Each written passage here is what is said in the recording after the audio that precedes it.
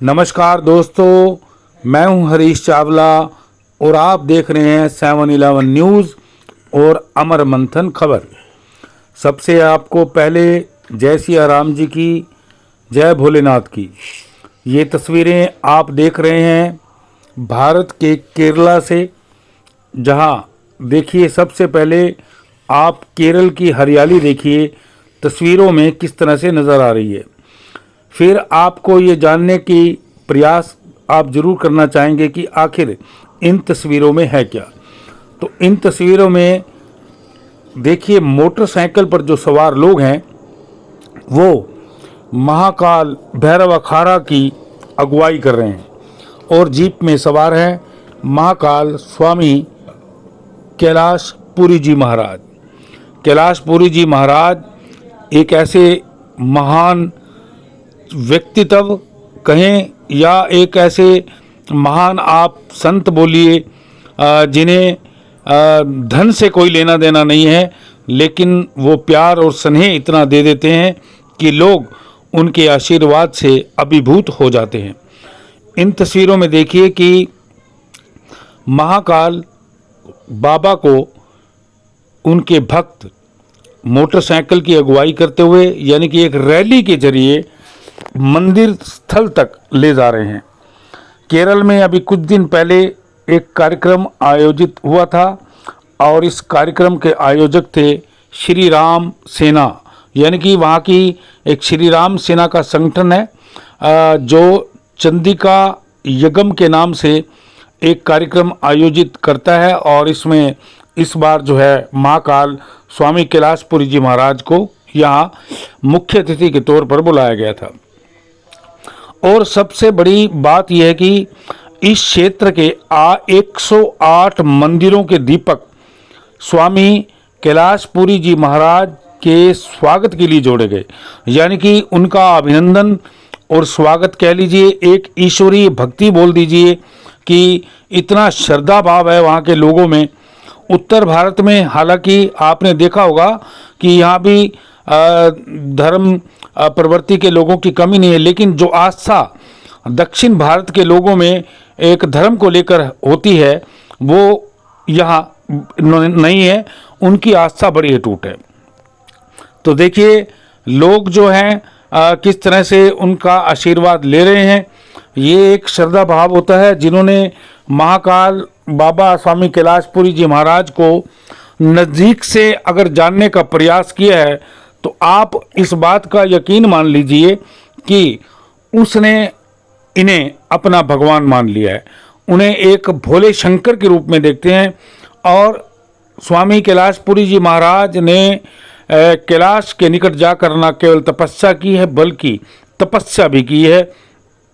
इन्हें कोई लोभ नहीं है, इन्हें कोई धन का लालच नहीं है, ये किसी से मांगते नहीं हैं। अगर कोई इनके चरणों में पैसे अर्पित कर देता है तो ये पैसे के साथ पैसे जोड़कर उन्हें लौटाने का प्रयास करते हैं। ऐसा संत, ऐसा भगवान मैंने अपने जीवन में देखा नहीं है। तो आप इसको खबर को आप जानने का प्रयास कीजिए कि आखिर स्वामी कैलाशपुरी जी महाराज के प्रति लोगों की इतनी अटूट श्रद्धा और आस्था है क्यों।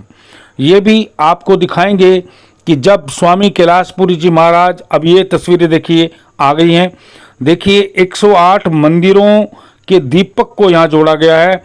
आप हैरान हो जाएंगे, क्या कभी आपने अपने जीवन के अंदर ऐसे भगवान की आराधना होते हुए कभी देखा है, जहाँ पूरी 1 किलोमीटर लंबी सड़क पर 108 मंदिरों के दाएं और बाएं दिए जोड़े गए हैं। देखिए दीपक जल रहे हैं और स्वामी जी रात के अंधेरे में मंदिर की ओर प्रस्थान कर रहे हैं।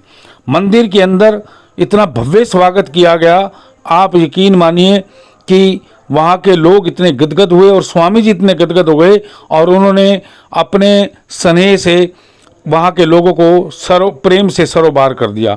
स्वामी कैलाशपुरी जी महाराज हमेशा प्रेम की शिक्षा देते रहते हैं और ख़ास तौर पर वो धरती पर बिगड़ रहे पर्यावरण को लेकर चिंतित हैं और एक पर्यावरण विद की तरह वो अच्छा वक्तव्य भी देते हैं और अपनी बात सरकार तक पहुंचाने का कार्य भी करते हैं।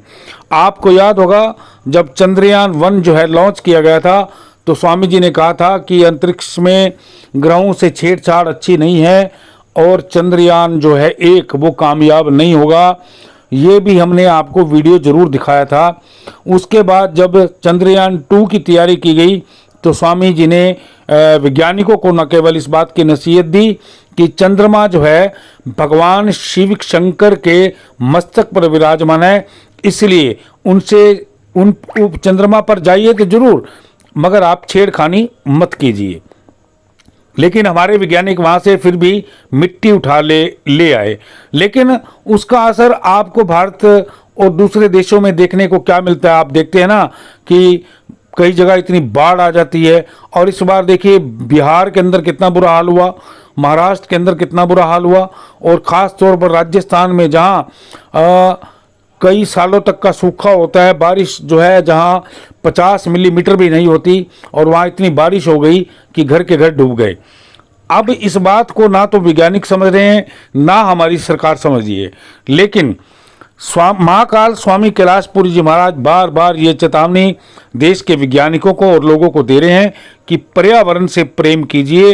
यह धरती ईश्वर ने रचाई है, ईश्वर ने बसाई है, ईश्वर ने इसे हरा भरा किया है, ईश्वर ने इसे सुसज्जित किया है, ईश्वर ने इसे सुसज्जित किया है, लेकिन आप इससे छेड़छाड़ मत कीजिए।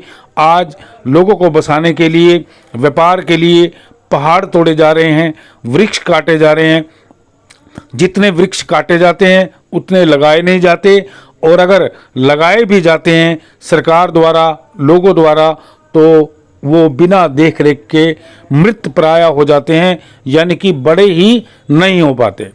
अब आप सोचिए कि हम लगातार वृक्ष काटते जाएंगे, पर्यावरण को नुकसान पहुंचाएंगे, फैक्ट्रियों से धुआं उगलेंगे, वाहनों से धुआं उगलेंगे, तो हमारी भविष्य जो पीढ़ी आने वाली है भविष्य की, वो क्या सांस ले पाएगी, वो क्या जी पाएगी? क्या हर साल हमें बाढ़, भारी बारिश, भूस्खलन, भूकंप जैसी बड़ी विपदाओं का सामना करना पड़ेगा? अब देखिए यहाँ हजारों लोग उपस्थित हुए थे महाकाल स्वामी कैलाशपुरी जी महाराज के प्रवचन सुनने के लिए, और ये भी नियत में था कि महाकाल स्वामी कैलाशपुरी जी महाराज ने यहाँ भी लोगों को केरल के हरा भरा होने के बावजूद भी यहाँ पर्यावरण का बड़ा संदेश दिया। स्वामी महाकाल कैलाशपुरी जी महाराज की बातें बिल्कुल तर्क संगत हैं, लेकिन लोग और वैज्ञानिक उन्हें समझने में देरी भी कर रहे हैं और बहुत बड़ी भूल भी कर रहे हैं। जैसे जैसे साल बढ़ते जाएंगे हमें बड़ी विपदाओं का सामना भी करना पड़ेगा। स्वामी जी बार बार कह रहे हैं कि देश के वैज्ञानिक प्रकृति से छेड़छाड़ ना करें, अंतरिक्ष में जाकर किसी को ग्रह को नुकसान ना पहुंचाएं, लेकिन हम अपनी जिसको कहते हैं कि अपनी भावी पीढ़ी को आधुनिक बनाने के लिए, या आप कह लीजिए कि धरती पर ज़्यादा से ज़्यादा सहूलियत लाने के लिए, यानी कि एक मानव को हम कंप्यूटर बनाने पर तुले हुए हैं खुद को। और आपने अक्सर देखा होगा कि आजकल हर एक के हाथ में मोबाइल है, और इस दिमाग और इस मोबाइल ने कितनों को खा लिया है, कितनी चीज़ें इस मोबाइल में खप गई हैं, और आज लोग इस मोबाइल के इतने आदी हो गए हैं कि लोगों को पता नहीं है कि इस मोबाइल के कारण कैंसर जैसी गंभीर बीमारियां उनके शरीर में पनपने लगी हैं, और मौतों का आंकड़ा लगातार बढ़ रहा है। चलिए अब आपको ले चलते हैं केरल के अंदर, जहां महाकाल स्वामी कैलाशपुरी जी महाराज का न केवल भव्य स्वागत हुआ, बल्कि आप तस्वीरों में देखोगे कि इतना भव्य स्वागत आज तक आपने भारत में किसी भी संत का देखा नहीं होगा। आपको यह खबर कैसी लगी, इसे लाइक जरूर कीजिए, और स्वामी जी जो कह रहे हैं उसे समझने का प्रयास कीजिए, प्रकृति से प्यार कीजिए। स्वामी जी का यह भी संदेश है कि जब तक आप अपने घर में अपने सदस्यों से प्रेम प्यार नहीं करेंगे, प्रेम प्यार में नहीं रहेंगे, या प्रेम प्यार का वातावरण पैदा नहीं करेंगे, तो आपका जीवन कभी सफल नहीं हो पाएगा। देखिए 7/11 न्यूज़ और अमर मंथन की केरल से यह विशेष रिपोर्ट। हाँ, गौधन गजधन बाजधन और रतन धन खान, जब आवे संतोष धन सब धन धूल समान। जब संतुष्टि का धन आ जाता है सब धन धूल के समान हो जाता है, कोई धन रह ही रहता।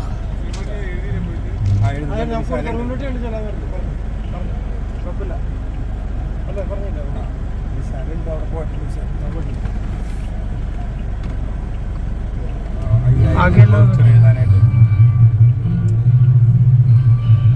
ओला आगे आएगा।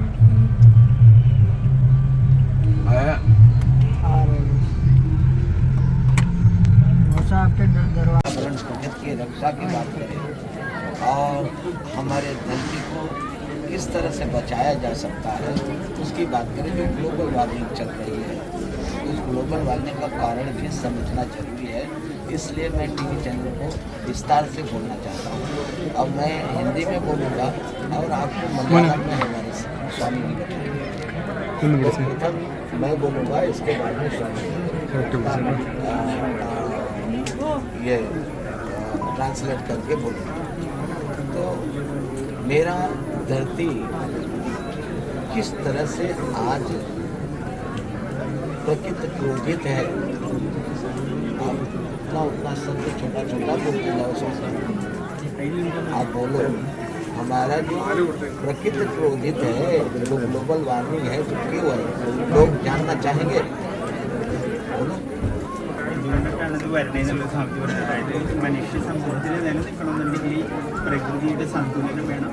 പ്രകൃതിയുടെ സന്തുലനം നശിച്ചു കഴിഞ്ഞാൽ പല രീതിയിലുള്ള മഹാമാരികളെ, ഭൂകമ്പം, അഗ്നിപർവ്വത അത്തരം കാര്യങ്ങൾ. അപ്പോൾ അത് പ്രകൃതിയുടെ സന്തുലനം നമുക്ക് जानना चाहोगे? लोग जानना चाहते हैं कि ये ग्लोबल वार्मिंग क्यों? अभी वायनाड में आपके 6 सेकंड के अंदर कितने लोग खत्म हुए और कितना सब कुछ बह गया। ऐसा जीवन में कभी हुआ था? नहीं हुआ। വയനാടുണ്ടായ ദുരന്തത്തിൽ ചെറിയ സെക്കൻഡുകളുടെ വ്യത്യാസത്തിൽ എത്രയോ ജീവൻ പോയി. അപ്പോൾ അതുകൊണ്ട് പ്രകൃതിയുടെ സന്തുലനത്തിൻ്റെ ആവശ്യകതയാണ് കാണിക്കുന്നത്. उसका मेन कारण है कि हम प्रकृति को बहुत सता रहे हैं। जो प्रकृति क्रोधित है, प्रकृति को क्या सता रहे हैं? हमारे विश्व में जितने जंगल हैं सभी जंगलों में आग लगा है, लेकिन अभी तक उसको बुझाया नहीं गया और न उसका पुनर्निर्माण किया गया। കാടുകൾ പലതും കത്തുമ്പോൾ നമുക്ക് നഷ്ടമാകുന്ന പ്രകൃതിയുടെ പച്ചപ്പുറത്ത് നഷ്ടമാകുമ്പോൾ അത് ആഗോള താപനത്തിന് വലിയൊരു കാരണവും അതാണ് വിചാരിക്കുന്നതിന് വലിയൊരു വിഷയമാണ്. हमारा जो पर्वत है, पर्वत को काट कर यही विकास माना जाता है। पर्वत को काटते हैं, सीमेंट बनाते हैं, खड़ी बनाते हैं और उसका पाउडर बनाते हैं, रोड बनाते हैं, बिल्डिंग बनाते हैं। परंतु पर्वत को काटने का कारण हमारे धरती का विनाश। പർവ്വതങ്ങളെല്ലാം നശിപ്പിച്ചിട്ട് വലിയ വലിയ റോഡുകളും വലിയ അതിൻ്റെ ഹർമ്മങ്ങളൊക്കെ മുന്നോട്ടിരിക്കുമ്പോൾ പ്രകൃതിയുടെ സന്തുലനത്തിന് നമുക്ക് എങ്ങനെയാണ് ചെയ്യേണ്ടതെന്നുള്ള ആ കാലം പലപ്പോഴും പറഞ്ഞു. एक पर्वत का आयु कितना है? लाखों करोड़ों वर्ष होते हैं। हम उसको काट करके जब इस्तेमाल करते हैं तो एक बिल्डिंग की आयु कितनी होती है? 100 वर्ष, 150 वर्ष। तो हम ऐसा गलती क्यों करते हैं? പർവ്വതം ആയിരക്കണക്കിന് വർഷങ്ങൾ നിലനിൽക്കുന്ന പർവ്വതത്തിനെ നമ്മൾ ആധുനികീകരണം തകർത്ത് ആ ബിൽഡിങ്ങിൻ്റെ ആയുസ് പർവ്വതത്തിൻ്റെ ആയുസായിട്ട് വളരെ ചെറുതാണ്. हम करोड़ों वर्ष जीने वाले पर्वत को हम 100 वर्ष में क्यों परिवर्तन करते हैं? और ग्लोबल वार्मिंग का कारण यही है कि जो हमारा समुद्र में परीक्षण किया जाता है, गोला बारूद लड़ाई होती है, उस लड़ाई को रोकना चाहिए। लोगों को व्यापार करना चाहिए। गोला बारूद से लड़ाई करने वाले लोग अभी अपने आप में समझ नहीं सकते हैं कि ये ग्लोबल वार्मिंग के रूप में हमारी प्रकृति बहुत कुछ तुमको त्रासित करने वाली है। और बेटा मैं आपको बता दूं कि जीवन में जो भी देखा जाए तो लाखों टन कचरा अंतरिक्ष में है। लोग एक गाड़ी का प्रदूषण देखते हैं और लाखों टन कचरा अंतरिक्ष में है। उसको क्यों नहीं दिखाई पड़ता है, इसको क्यों नहीं रोकथाम होना है। तो मैं आपके टीवी चैनल के माध्यम से ये कहना चाहूँगा कि लड़ाई बंद होनी चाहिए और अधिक गोला बारूद का धरती पर परीक्षण नहीं होना चाहिए, प्रेम होना चाहिए, सद्भावना होना चाहिए। कोई भी देश से पूरे विश्व में एक दूसरे देश से व्यापार होना चाहिए और ना कि लड़ाई और जो है कि गोला बारूद का व्यापार होना चाहिए। उनका जीवन हमारे धरती का संतुलन तभी बनेगा। हम सभी वैज्ञानिकों को कहते हैं कि अगर ये पर्वत खत्म हो गया तो आपके पास दूसरा ऑप्शन क्या है। बिल्डिंग कैसे बनाओगे, खड़ी कैसे बनाओगे, उसको पावडर कैसे बनाओगे और रोड कैसे बनाओगे, जरा बताओगे। വായു വെള്ളം ഭൂമി മലിനമാകുന്ന രീതിയിലുള്ള പ്രവൃത്തികൾ ആധുനിക മനുഷ്യർ ചെയ്തു. വികാസത്തിൻ്റെ ഭാഗമായിട്ട് സമുദ്രത്തിനകത്ത് വായുവിലും ഭൂമിയിലെല്ലാം ഒട്ടേറെ വിനാശകരമായിട്ടുള്ള പ്രവൃത്തികളൊക്കെ ചെയ്തു. ഇത് എവിടെ ചെന്ന് നിൽക്കുമ്പോൾ നമ്മൾ ആലോചിക്കാറുണ്ട്. പ്രകൃതി സന്തുലനത്തിന് എങ്ങനെ मैं आपके चैनल को बहुत बहुत बधाई देता हूं और आपका यह चैनल सभी लोगों को प्रकृति की रक्षा करने के लिए हमेशा बात करे। ये मेरे संदेश को पूरे विश्व में जाए, इस तरह से मैं आपसे अपेक्षा करता हूँ। और मैं बहुत कुछ कहूँगा, बोलूँगा भी, दिखाऊँगा भी, लेकिन अभी हमारे साइड पर अगर आप जाएंगे तो देख सकते हैं कि हमने क्या क्या किया है। जापान में भूकंप आया 1 जनवरी 2024 को और बार बार सुनामी आने वाला था। मैंने उसको आदेश दे करके सुनामी को वापस किया, जबकि वहाँ के वैज्ञानिकों ने कहा था 1 जनवरी 2024 को कि सुनामी बार बार आने वाला है। ജപ്പാനിൽ സുനാമി ഉണ്ടായ സമയത്ത് ഒട്ടേറെ കുഴപ്പങ്ങൾ ഉണ്ടാകുമെന്ന് പറഞ്ഞ സമയത്ത് സ്വാമിജി അതറിയുകയും ടി വി ലൈവ് ചാനലിലേക്ക് സ്വാമിജി കടന്നിട്ട് പ്രകൃതി മാതാവിനോട് ഇത്രയും കഷ്ടപ്പാട് ജനങ്ങൾക്ക് കൊടുത്തിരുന്നൊരു പ്രാർത്ഥന പ്രകൃതി മാതാവിൻ്റെ മുന്നിൽ വെക്കുകയും അവിടെ ജപ്പാനെ തകർക്കാൻ ഒരുങ്ങിയിട്ടുള്ള പ്രകൃതി മാതാവിൻ്റെ രൗദ്രഭാവത്തിൽ മാറ്റം വന്നു. പിന്നീട് ദുരന്തങ്ങളില്ലാത്ത രീതിയിൽ പ്രകൃതി മാതാവ് പിൻവാങ്ങി. അതിൻ്റെ വിവരങ്ങളെല്ലാം സ്വാമിജി വെബ്സൈറ്റിലോട്ട് കയറി നിങ്ങൾക്ക് കാണാം. दूसरा आपदा 3 अप्रैल 2024 जो ताइवान में भूकंप आया, वहाँ भी वहाँ के वैज्ञानिकों ने कहा था कि सुनामी और ये आपका ज्वालामुखी आने वाला है। तो मैंने उसको भी रात को 3 अप्रैल मतलब रात को 1 बजे और 1 AM 3 अप्रैल 1 AM 4 अप्रैल हो गया ना 1 AM को, तो 4 अप्रैल को मैंने उसको भी सुनामी और ज्वालामुखी को वापस किया था।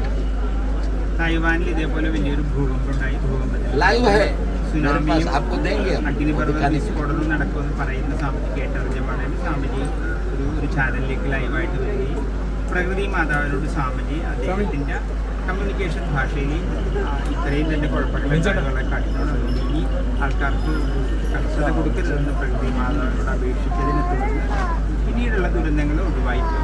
ഇതെല്ലാം വിവരങ്ങൾ ലൈവിൽ വന്നതിൻ്റെ വിവരങ്ങളെല്ലാം അതിൻ്റെ പ്രൂഫുകൾ സ്വാമിജി കാണിച്ചു തന്നെയാണ്. मैं आपको बहुत बहुत पुनः बधाई दूंगा और मैं प्रकृति से प्यार करता हूँ।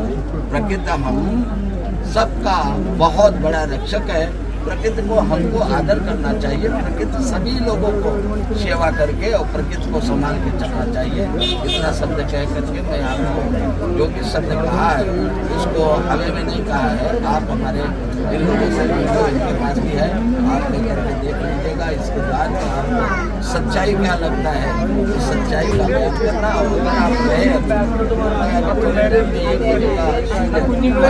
अच्छा आने वाले हैं अभी तो आएंगे तो मैं आपको मैं घंटों नेत्रों में उनको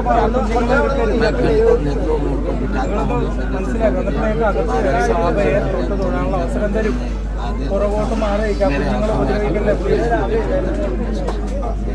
मैं आपका बहुत बहुत बधाई देता हूँ।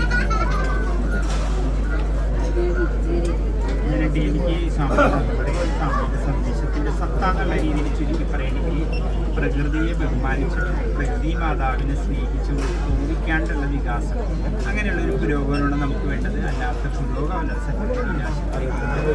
അപ്പോൾ ഒരിക്കൽ കൂടി ഈ ഒരു അവസരം നമ്മുടെ ജനജീവിക്ക് സർവ്വവിധ ഐശ്വര്യങ്ങളും അഭിവൃദ്ധി മറ്റേത് സാമൂഹിക അനുഭവിക്കും. इनके पास वीडियो आप सब वीडियो ट्रांसफर